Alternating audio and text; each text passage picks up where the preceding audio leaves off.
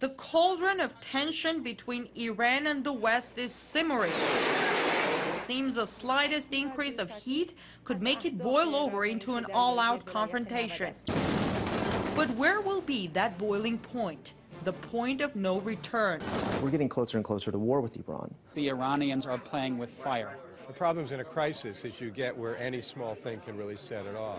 And it doesn't quell Washington that the International Nuclear Watchdog is on site closely monitoring Iran's nuclear activities. Are they trying to develop a nuclear weapon? No, but we know that they're trying to develop a nuclear capability, and that's what concerns us.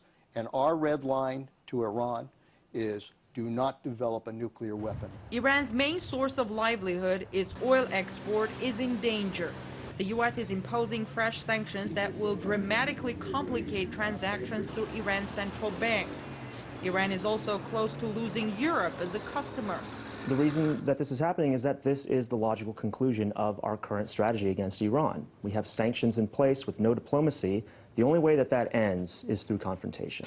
Cornered by crippling sanctions, Iran threatened to block the Strait of Hormuz, a vital oil artery through which a sixth of the world's oil is shipped.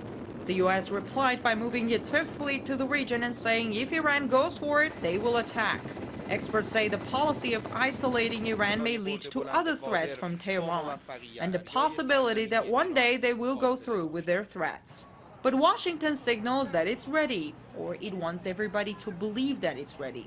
Could we, if we had to, without using nuclear weapons ourselves, take out their nuclear capability? Well, I certainly want them to believe that that's the case.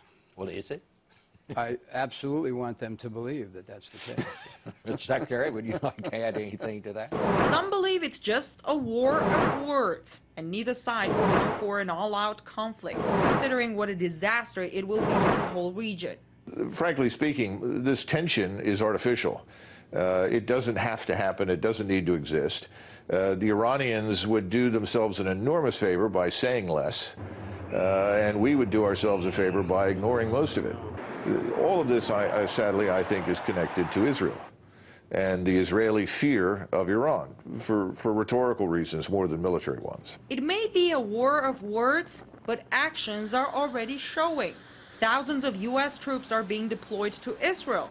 An American citizen is being sentenced to death in Iran, convicted of espionage. Iran might feel cornered and therefore make drastic moves. Right now, it's in a war of words. But one bullet shot and the powder keg can blow up. The question is, what's going to provide that deadly spark? I'm Ganesh Chakyan reporting from Washington, RT.